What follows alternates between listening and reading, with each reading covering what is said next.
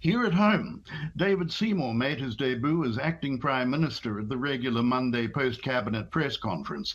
It was a polished and articulate performance, bordering on Prime Ministerial gravitas. But alas, David, as a globalist, has Trump Derangement Syndrome. He just couldn't manage an unequivocal, ungrudging endorsement of Orange's spectacular triumph. I think the Foreign Minister's comments stand by themselves. Of course, we note the United States' assertion of the legality of their actions. Of course, we believe, like just about every country in the world, that we cannot have a nuclear-armed Iran. That does not mean that we are rushing to form our own judgment on the rights or wrongs or legality of any action. So do you believe that New Zealand is still sitting on the fence on this issue, or have we actually taken a position? And if we have taken a position, which side are we backing? No, we're not sitting on the fence, nor are we rushing to judgment.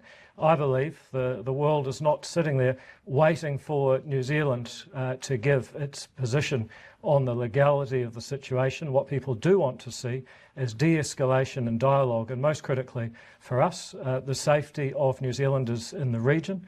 I've had a recent update that there are now 119 New Zealanders identified in Iran, as more and more New Zealanders identify themselves, and they should continue to do so. Whilst you might say that New Zealand might not be rushing to know what it is that the position is, Prime Minister Luxon is getting into NATO. You can bet your bottom dollar that those at the NATO table will be very interested in what New Zealand's position is and which side we are backing. So what is the position of the New Zealand government about whether the actions that took place by the US in the weekend are legitimate or not? And the position of New Zealand is that we're calm and sensible. We don't rush to judgment. We recognise that there is no benefit to rush to judgment.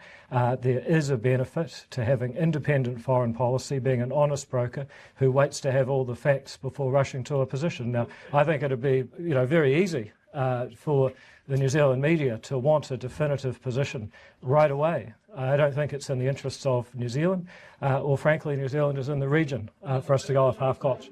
Oh dear, David, if you stay on the fence too long, you'll end up being yellow man splintered ass. Yellow man splintered ass.